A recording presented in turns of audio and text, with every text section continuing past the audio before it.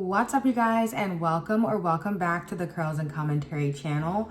I'm switching things up in the new year and we're getting right into the nitty gritty. So by the title, you can see that I'm going to be going in with the Shea Moisture Hydrate and Repair Whipped Cream today. Very excited to use it. So babes, let's get started. I'm fresh out of the shower and I went in with the Design Essentials Honey Cream Shampoo. I really enjoy this cleanser and it did not disappoint this time around. Now, it's been a week since I washed my hair and I was coming off of a stretch style. So I decided to go in with the Curlsmith Multitasking Conditioner just to give me some balance. Now, for those of you guys who are familiar with the channel, I told you that I purchased the Curlsmith Bond Rehab Salve and I was planning on using it in a pre-poo. But I've been washing my hair weekly lately. And y'all, I have not been pre-pooing. I've just been jumping my booty behind right into the shower. So I decided to mix the Bond Rehab Salve into the multitasking conditioner. And it definitely gave it some slip. It gave it a little bit lighter texture, consistency, whatever you want to call it. And I was able to, you know, get a little bit more bonding and all that kind of good stuff on my hair without taking the extra step to pre-poo. So now, as you can see, I'm detangling. And if you're wondering what I used for my leave-in conditioner today, I used the Next of Us High Porosity leave-in conditioner. This is definitely a fave of mine. And as much as I like it, it is very lightweight. And I'm finding that even though it has the slip and everything that I would probably, you know, be fine with for a wash day, I'm looking for thicker leave-ins in the winter time and colder months. So I am going to be giving this product a rest for the rest of the colder months. So now I have detangled my section and I've got my cream here. I'm gonna go ahead and get started. Now I'm noticing that this says Manuka honey and yogurt Hydrate and Repair Whipped Curl Cream. A couple of the ingredients that are standing out to me are cetyl alcohol, bay, glycerin, olive oil, castor seed oil, shea butter, bay, honey, and then we've got baobab oil, some butters and things like that. So I'm excited. Let's go ahead and see what we think. That's the consistency. It's definitely lightweight, and it actually says in the marketing and on the label that it's a lightweight cream. And so I'm not sure what I'm gonna get out of it, but even though it's lightweight, it still has all those butters in it. So I think I'm still gonna get some moisturized hair. I definitely feel it's got some weight to it. It feels really good on the hair. It doesn't feel like it has like slip, but it applies smoothly. I am going in with my Softy Grease and I'm just gonna seal the strand and then split my hair up. But yes, back to my kind of initial thoughts on the application.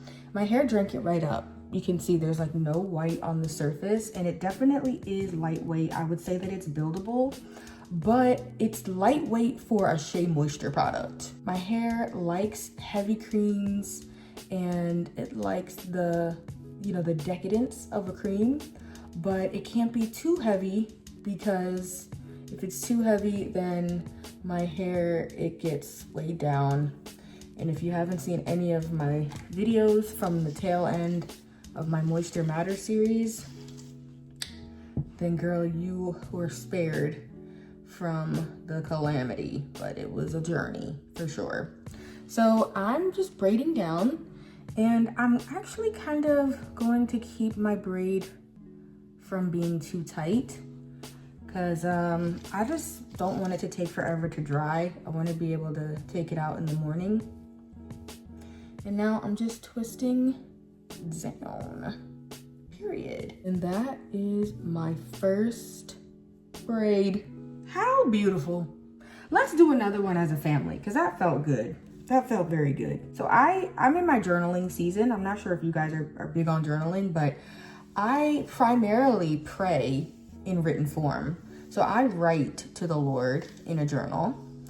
And I also have what I like to call my not so mundane journal, which is pretty much all of the mundane things of life, the things that are small details that I wouldn't necessarily think about, like how much milk costs today, or what movie just came out, or what Clyde and I made for dinner, or, you know, just like simple things, you know, kind of remembering small details about my family members that have passed, whatever. The things that might seem small, but they're not necessarily things that I'd ever really write down in a journal. And so I decided to put together a mundane journal, just so that way years down the line, I'll be able to look back on some of those random details about what's happening in life at this time. And so long story long, one day in my mundane journal, I wrote about my hair, and I was like, you know, I'm washing my hair tonight or something like that. And I was like, oh my gosh, what if I had a hair journal? Like, what if I had a whole journal just dedicated to stuff I'm doing to my hair, my wash days, how I'm growing my hair, how I'm retaining length, whatever. And I got a journal, started writing out, and it's been so much fun. It's been so much fun. As much as I talk or don't talk on YouTube, I love hair stuff. I love looking at my products. I love, you know, thinking about what I want to use for my wash day, all of that stuff. And so the fact that I have a place to kind of nerd out about my hair stuff, and it's through a journal, which, you know, writing out my feelings is very therapeutic, and I feel like it's very meaningful. It's just been really awesome.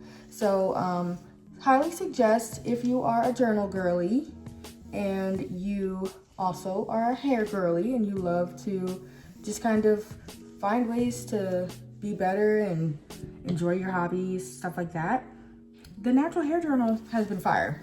So anyway, once again, going in with my grease, smoothing it down the strands, and now I'm going to split my section into 3. So last thoughts before I go and kind of finish my hair. Definitely gotta say that I'm not a big fan of the application. Something about this product, I don't really like how it feels. It goes on smooth. I like the smell because it's kind of different, for sure. But something about the application, I don't know how to describe it, but I'm not a big fan. It doesn't really go on feeling like a cream. It doesn't really go on feeling like a cream. And I think that that is in line with the fact that the texture is not a traditional cream texture. I don't know. It's hard to describe. I'll be back. All right, guys, I'm back, and I do not like how this wash day is going, to the point where I think I'm gonna rewash my hair and use the powdered moisture milk. Number one, as much as I've ranted and raved about this high porosity leave-in, it feels like nothing on my hair right now. Maybe it's because it's cold, and I don't know, but it's just, I don't know. I've typically liked it. I haven't had issues with it. I've used it a couple times in the summertime. Maybe that's the big thing.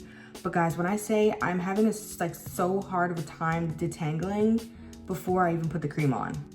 Then I put the cream on, and it's a lot of friction. Like, it's causing my hair to break. I like the traditional cream feeling, and this is very frustrating. Because I've had, if you've been watching my videos, I've pretty much had back-to-back fails. With the exception of the mixed chicks, which went well, but my hair was pretty dry the next day, if I'm being honest. I've done 4 braids. Oh my gosh. I can't. And then I can't. I need to wash my hair again. So, this video is over. I'm overstimulated right now because I literally was in the shower, but I need to wash my hair again. Like, I literally cannot continue. I can't. I can't.